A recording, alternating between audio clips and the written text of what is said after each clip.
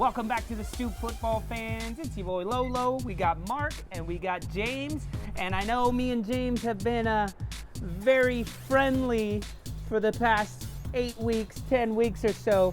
But today, I don't think so. It's time to stop playing nice and start playing real. Yeah, détente is over. The détente is over. The détente? But before we get started, please don't forget to like and subscribe. We love our subscribers. We love when you like it, and we love when you comment. We always write back. So let's get started. Leeds United, Arsenal, heading to Ellen Road. I'm very, very excited about this, but I have to say I'm also very, very nervous about it. You are the exact type of team that can just tear us apart. And I'm afraid that if I ever see Aubameyang walking the pitch the way he was walking towards the end of the Aston Villa match, I'm going to lose it. And, if we go down 3-0 in the first 20 minutes to the high-flying Leeds United, he may be a sullen African. What are your thoughts on this basic, your general thoughts on this? My general thoughts are these. I mean, first off, we have to get healthy. Kalvin Phillips is going to have injections into his shoulder this week. I think, cortisone injections just to see how he reacts to those. And if he reacts well, I know he wants to be back for this match. If he reacts well, then I think there's a good chance that he'll play. And he is, incredibly important. Maybe not so much against a team like Arsenal that doesn't really have that counter-attacking pace that the last two opponents have had, but still, he'll be important. Hey, also, whoa. What do you mean we don't have a counter-attack? We don't have an attack. You're getting too specific. To be honest, both of you don't score very well. No, I was looking at it and we've got 9 goals or something this season, and we scored 3 on opening day. So, what the hell? Bamford has almost as many goals as your entire team. I think it's like 7 to 9. Yeah. If it weren't for some offside handball things, Bamford may have more than our entire team. Hey, but look, Arsenal still has quality up front. You still have Lacazette, you still have Aubameyang. Williams a good player. Yeah, he's still a dangerous opponent. So, and right now, the way that we've been playing the last couple of weeks, we can't take any opponent lightly. So, yeah, so I'm giving you the benefit of the doubt. I'm just saying counterattack for now. Of course, I could broaden that out and just say attack. Yeah. But, and also, we'll see if Llorente is ready to go. If Llorente is ready to go, that does give us some options because Koch and Llorente have both played that central defensive midfielder position. That could be important if Kalvin Phillips can't play. Let me ask you this, because if people don't follow Leeds United, they may not understand how having Kalvin Phillips back or missing Kalvin Phillips, why is that such a huge thing? Liverpool can lose Thiago, Van Dijk, City can lose De Bruyne and still be fine. So why is Kalvin Phillips, what does he do? Right, well, Phillips has, he serves 2 purposes out there, really. He's a facilitator when it comes to being that link between the back 4, back 2, and our attack.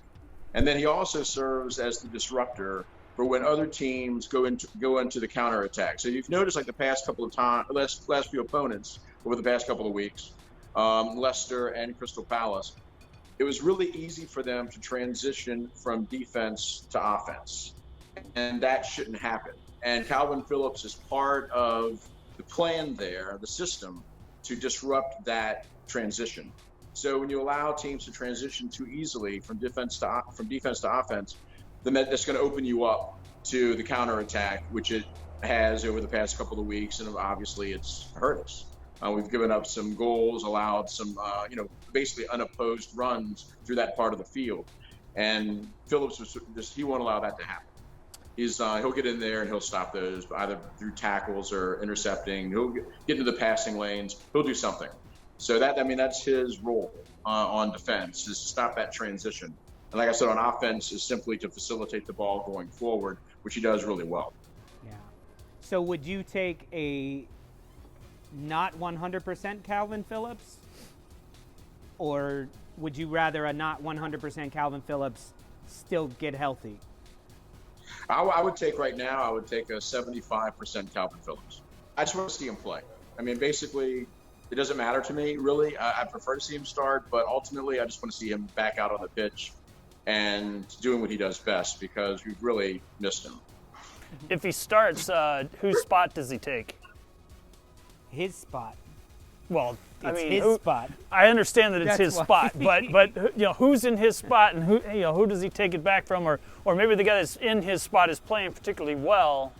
I don't really know. They've lost 3 games in a row. I don't think he's getting it done. They've lost the 3 matches without him. So yeah, I just think that it's his place. I mean, it's Kalvin Phillips' spot. I mean, and no one else can really play that for us right now. We don't really have an option in that role. I mean, Adam Forshaw, who's our usual backup to Kalvin, is out. I mean, he's been hurt now for seems like ages. So I don't think that, we really don't have anybody who can play that right now. Maybe, like I said, Llorente, maybe Koch, coming in there and playing that CDM role. They've played it in the past, especially Llorente. So maybe Llorente can do it. But I don't know how healthy he is. So we don't have a lot of options there. So let me ask you this, James. Another question specifically for Leeds United fans is, who had the Leeds United haircut first? Was it Kalvin Phillips? Because they all seem to have this shaved head, little top knot, thinking they live in Williamsburg sort of thing. Right. Was maybe it they Kalvin live in my Phillips? neighborhood. Yeah, they live in Cobble Hill. I'm gonna say Luke Ayling, I think, was the first one to sport the man bun, and then I think Phillips followed, and then Harrison. So I think it's those 3. It's funny because you see on Leeds United, In that order. all the hair is slowly going up, and on Aston Villa, all the socks are slowly coming down, like Grealish. I know. So it's like, That's how you know where Grealish is on the pitch. His socks are down the way here. yeah. So he's like, guys, come on, lads, you need to put them down. They know where I am. They keep kicking me. Well, good. Okay, so let's move over to the Arsenal side. Do you have any questions for me, James? Yes, I do actually. So what has been their, if you can just narrow it down to like 1 or 2 issues, that they've faced this season, what have they been in your estimation? So here's the issue. If I had to say one thing, one major issue is consistency. It's consistency. We are one team shows up against Fulham, another team shows up against United, another team shows up. It's not only consistency of actual players on the pitch and formation, but consistency in effort. I feel like they came out against Man United and attacked, and they were pressing and they were on the ball, and if they lost the ball, they went for it. Against Aston Villa, they lost the ball and they sort of go, "Oh, you kidding me?" Sort of a reaction, instead of going, "Fuck, I lost the ball. I got to go get it." Right. So that to me is the biggest thing. People right away, when you think Arsenal problems, you think defense. But our defense has actually been a lot better. We just haven't been able to score. If you look at our goal differential, we're -1 right now. We're 9 and 10. 9 goals for, 10 goals against. 10 goals against going into week 10 or something? Week 9? I don't know, with the breaks. That's not bad for an Arsenal team, but the 9? Yeah, when you have Lacazette, Aubameyang, Willian, Pepe, all these guys who can score goals. You have David Luiz and Gabriel in the box for corners. You have all these guys who can score. And then you should have creativity in the middle of the pitch as well. How we're not scoring, my only guess is it's those 2 things. It's consistency, and it's consistency of effort.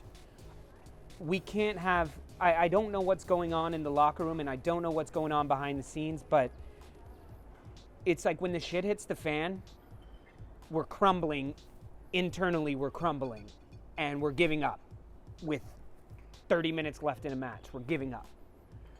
And that's where a hungry team like Leeds United, a hungry team like Aston Villa, Crystal Palace, Wolves, these teams that finishing top 10 is not a given. For Arsenal, we're kind of like, yeah, we'll be top 10. We'll be top 10. Even if it's barely top 10, we'll be top 10. And that's just not good enough.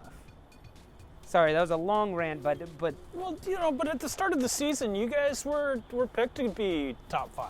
yeah. You were looked at as being top 5 and given some sort of odds to be in the top 4, if not even challenge for the league top, and you guys are not living up to the challenge. So let me ask either of you guys this, which team is this win more important to? Is it for Arsenal? They really need to win this more than the other side? I mean, both sides obviously want to win, but who really needs this win? Arsenal 100%. 100%, it is more important for Arsenal to beat a newly promoted team. Like, let's forget who you are and how you're playing. Right. Let's look at it on paper, especially after losing matches that we should have won on paper. Coming into a freshly promoted team, we need this win. You cannot. If Leeds United win this, it's going to be a bonus for you guys. I would agree. Yeah. Right? I agree with that. Yeah, I agree with that. I think that expectations for us, obviously, we had some unrealistic expectations after we started off so well, but realistically, expectations for us are a mid-table type team. I think that as long as we stay in that, mindset, I think that we're fine. We obviously want to achieve higher than that, but mid-table are the expectations for us. For Arsenal, it's never mid-table. Come on, that's absurd. So for them, it's a top 5 finish or bust, and challenging for the title or at least finishing in the top 3.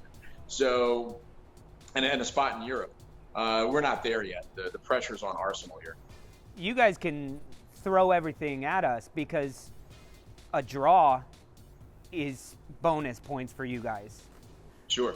Yeah. A draw for us is another disappointing result. But as far as the table is concerned, I think that it's a bigger must-win for Arsenal than it is Leeds. And I agree. And I think right now the table is I still think it's anybody's league right now, especially with Liverpool losing Gomez, Van Dijk for the year, Trent Alexander-Arnold is out, Mo Salah has coronavirus, and Leicester's on top of them, and Leicester plays them this week at the perfect time to play them when they're hot and Liverpool's getting smashed. Meanwhile, Tottenham's still doing well. City is right above Arsenal, way down here. City is making the move. But don't get me wrong, City is going to end up top 4. Easily.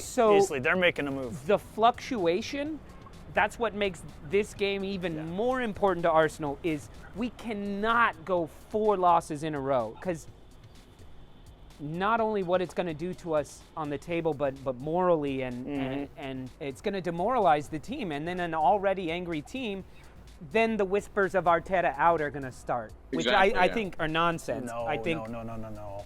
The absolute wrong choice to ever do. But that's even more why, because the league is wide open right now. The league is wide open.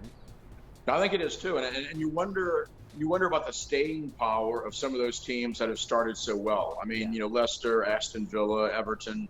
You wonder how long they're going to remain up there. It's a long season. A lot of things can happen.